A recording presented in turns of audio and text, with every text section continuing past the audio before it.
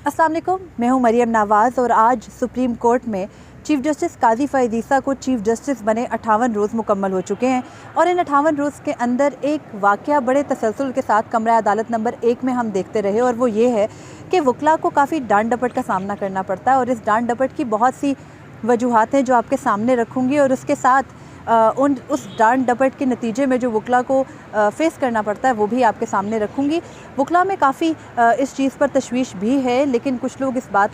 का खैर मकदम भी कर रहे हैं कि शायद अदालत के इस रवैये की वजह से जो हमारा अदालती निज़ाम है उसमें थोड़ी बेहतरी आ जाए और ये जो खाम खा की मुकदमाबाजी होती है अदालतों के अंदर और उसके अलावा जो हकूक़ से महरूम किया जाता है लोगों को ताकत के ज़ोर पे, शायद उसका एक सिलसिला या रास्ता बंद हो जाए। तो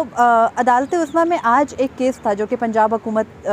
की एक सड़क की तामीर से मुतालिक केस था, जिसको आम तौर पर हम मामूली केस के तौर पर ही लेते, लेकिन अदालत ने उसके अंदर क्योंकि एक जो है वो शख्स से ज़मीन लेके अदायगी नहीं की गई और उसकी ज़मीन पर सड़क तामीर कर दी पंजाब हुकूमत ने, तो उसका केस यहाँ पर जब आया और वो दरख्वास्त गुज़ार ने अदालत को बताया कि पंजाब हुकूमत ने उसकी ज़मीन ली, उसकी ज़मीन लेने के बाद उसको अदायगी नहीं की, एक तरह से कब्ज़ा करके सड़क तामीर कर दी और आज तक जो है वो अदालतों के धक्के खाता फिर रहा है अपनी उस जायज़ ज़मीन के लिए जो कि उसके नाम पर है और उस पर सड़क बन गई है और उसका मुआवजा कम अज़ कम उस शख्स को मिलना चाहिए था। तो चीफ़ जस्टिस काजी फ़ाइज़ ईसा बरहम हुए एडवोकेट जनरल पंजाब के ऊपर, जो कि एडिशनल एडवोकेट जनरल अदालत में मौजूद थे, और उन पर 10 लाख रुपए का जुर्माना किया और ये हुक्म दिया कि ये जुर्माना उस शख्स को अदा किया जाए जिसकी ज़मीन पर कब्ज़ा करके पंजाब हुकूमत ने वो सड़क तामीर किया। और उसके अलावा जो आज जो सड़क की तामीर के से पहले जब ज़मीन ली गई थी तो उसकी जो भी रकम बनती थी, जो भी उसकी जो है वो तयन किया गया था, वो करके उस शख्स को अदा कर दिया जाए। अब ये केस आज का एक मिसाल के तौर पे केस है। इसी तरह के रोज़ाना केसेस जो है वो अदालत के सामने आते हैं जिनमें मुकदमात को सिर्फ यहाँ तक तवालत दे के लाया जाता है और फिर चीफ़ जस्टिस काजी फ़ाइज़ ईसा की बरहमी का सामना करना पड़ता है वकला को और वो इस बात पे खफा होते हैं। लेकिन शायद इस बात पे वकला को खफा नहीं होना चाहिए और उनको इस एक हकीकत को अब तस्लीम कर लेना चाहिए कि केसेस का बैकलॉग इतना हो चुका है और मुल्क अब उस हाल में पहुंच चुका है जहां पर खाम खा की जो कानूनी चाराजोई है वो अदालत के सामने नहीं आनी चाहिए, बल्कि बड़े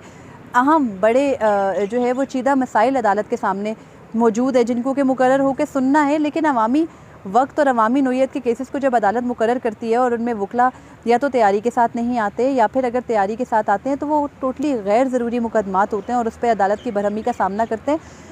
वकला की जानिब से जो वकला के एंड पे गलती हो रही है वो ये हो रही है कि पहले अदालत की शायद ये रिवायत थी कि जब वकला आया करते थे तो उनको जो है वो इल्तवा दे दिया जाता था जब वो मोहलत मांगते थे अदालत से कि उनकी तैयारी नहीं है, उनको तैयारी के लिए वक्त चाहिए। लेकिन अदालत से बार बार अब इस बात का ऐलान हो गया कि कोई जो है वो इल्तवा नहीं मिलेगा, मुकदमात को मुलतवी नहीं किया जाएगा और ये बाकायदा अदालत की जानिब से जारी कॉज लिस्ट के ऊपर दर्ज होता है।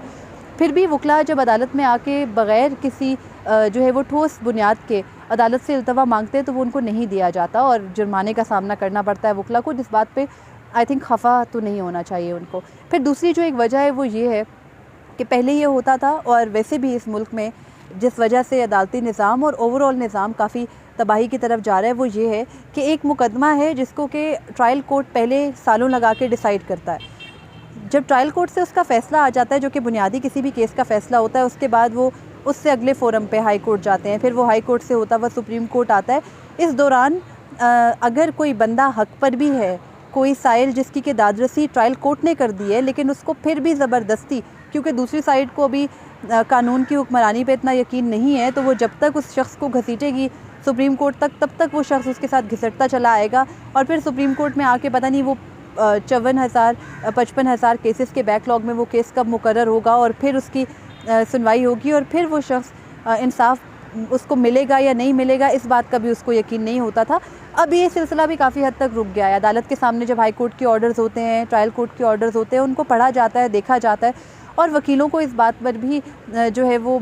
जुर्माने किए जाते हैं कि आप क्यों एक मुकदमे को जिसमें आपका नहीं बनता था राइट यहाँ तक आने का, उसको घसीट के यहाँ तक लाए। तो दूसरी वजह ये हो जाती है उनको जो है वो मिलने की, रिलीफ ना मिलने की और जुर्माने होने की। तीसरा जो बड़ा एक बार बार चलता हुआ तसलसल आ रहा है वो ये कि वकील तैयारी करके नहीं आते। हमारे बहुत से सीनियर वकला जिनको के लाइव पर भी आप लोग देख चुके हैं कि जब supreme court practice and procedure का केस लाइव हुआ पहली बार, और ये 18 सितंबर को गालिबन हुआ था। और उस दिन जब ख्वाजा तारिक रहीम, जो कि बहुत सीनियर लॉयर है लाहौर से, वो अदालत के सामने आए तो वो बहुत सारे अदालती सवालात पे जवाब नहीं दे सके थे, हालांकि वो इस कानून को चैलेंज करने वाले सबसे जो मेन काउंसिल्स हैं उनमें से थे। अब इस सारे सिलसिले में मसला ये होता है अदालत के सामने कि जब आप तैयारी करके नहीं आ रहे हैं और आपका इतना बड़ा नाम है कि शायद जज आपको कर्टसी में कुछ नहीं कहेंगे या आपको रिलीफ मिल जाएगा, तो वो सिलसिला भी अब चीफ जस्टिस काजी फ़ाइज़ ईसा ने ख़त्म कर दिया है कि चाहे आप जितने भी बड़े वकील हो, अदालत के सामने एक असूल ये है कि आप तैयारी करके आएँ। अब ये वो साइड हो गई जिसमें अदालत ठीक इकदाम कर रही है कि अपनी तरफ से उन्होंने एक बिल्कुल क्लियर मैसेज दे दिया है कि किसी को कोई जो है वो फ़ायदा नहीं पहुंच सकता अदालत से, और अगर कोई रिवायत ऐसी थी भी तो अब उसको सुप्रीम कोर्ट ख़त्म कर रही है। और ये रिवायत ख़त्म करने का ऐलान चीफ जस्टिस, जो साबिक चीफ जस्टिस है उमर अता बंदयाल, उनके दौर में भी हो गया था, लेकिन क्योंकि उनका मिजाज थोड़ा मुख्तलिफ था, वकला को कहीं ना कहीं वो एक लेवरेज दे जाते थे, लेकिन चीफ जस्टिस काजी फ़ाइज़ ईसा ने वो सिलसिला काफ़ी हद तक बंद कर दिया है। और अब अगर वकला बरहम या कहीं कहीं नाराज़ नज़र आते हैं तो उनकी नाराज़गी की वजह है क्योंकि आदतें जो होती हैं एक दफ़ा बन जाती हैं तो उनको ठीक होने में थोड़ा वक्त लगता है। अब सुप्रीम कोर्ट के एंड पे क्या होना चाहिए कि ये सारा सिलसिला रुक जाए, तो वो ये है कि शायद अब ये बेहतरीन वक्त है कि अदालत को तय कर लेना चाहिए कि हमारे पास 55,000 का लगभग का बैकलॉग है केसेस का, यानी ज़ेर इल्तवा केसेस इतने ज़्यादा हो चुके हैं। तो इस दौरान सुप्रीम कोर्ट को शायद एक तरीक़ेकार तय कर लेना चाहिए कि तमाम केसेस उठ के सुप्रीम कोर्ट में ना आएँ। पूरी दुनिया में ये होता है कि उनके जो लोअर कोर्ट्स हैं वो इतनी जो है वो मजबूत होती हैं, या उनका अदालती ढांचा, अदालती स्ट्रक्चर इतना मजबूत है कि हर केस उठ के सुप्रीम कोर्ट नहीं आता अपनी जो है वो फाइनलिटी अटेंड करने के लिए, यानी कि वो अपने हरफ़े आखिर लिखवाने के लिए दुनिया में लोग सुप्रीम कोर्ट नहीं जाते, बल्कि कोई बहुत ही अहम मामला हो जो कि मामला हाई कोर्ट की या ट्रायल कोर्ट के जो दायरा इख्तियार है उससे बाहर है, तो वो सुप्रीम कोर्ट आना चाहिए। अब ये नहीं है कि किसी एक शख्स की चंद मरले ज़मीन का केस है या किसी के हत्या के इज़्ज़त के दावे हैं तो वो सारा कुछ सुप्रीम कोर्ट में उठ के आ जाए। मुझे लगता है कि अब ये वो वक्त है जहाँ से सुप्रीम कोर्ट की तरफ से एक ये प्रपोज़ल जाना चाहिए हुकूमत को कि आप ऐसी कानून साजी कर दें कि हर केस सुप्रीम कोर्ट ना आए। सुप्रीम कोर्ट के इख्तियारात ज़रूर हैं, अपील में भी सुन सकते हैं, लेकिन उन अपील के केसेस को भी फ़िल्टर आउट होना चाहिए। तो जहां आप वकला की बार बार इस चीज़ के ऊपर उनको तनकीद का निशाना बना रहे हैं कि नहीं आपने तैयारी नहीं की, आप तैयारी करके आए और अब ये सिलसिला बंद होना चाहिए, वहाँ अदालत की तरफ से भी कुछ इक़दाम हो जाएँ तो शायद वकला की भी जो है वो हेल्प हो जाए, उनकी मदद हो जाए, और वो बार बार इस तरह अदालत में आके जो फजूल की मुकदमाबाजी है उस सिलसिले को ख़त्म करने में अपना किरदार अदा कर सके। तो ये एक